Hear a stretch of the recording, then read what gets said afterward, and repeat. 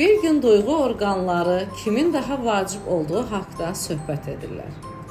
Söhbət mübahisəyə səbəb olur və burun özündən razı halda dillənir.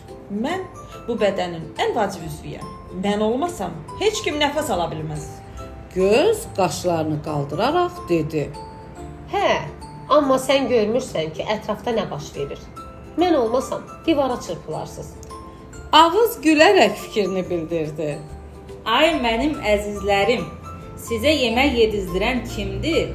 Danışdıran kimdir? Mən olmasam heç birinizin səsi belə çıxmaz. Burun yenə fərəhlə dilləndi. Yeməyi belə mənimlə qoxlaya bilirsiniz. Mən qoxusunu hiss etməsəm, ağız yeməyin dadını belə bilməz. Göz qıcıqlanaraq dedi.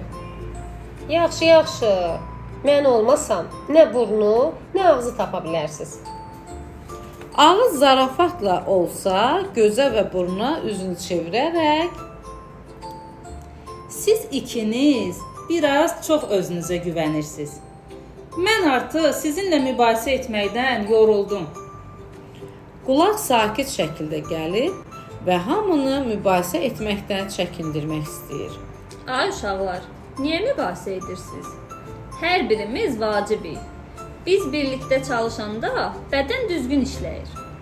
Hamısı birlikdə Doğrudur, doğrudur. Hərə öz işi ilə vacibdir.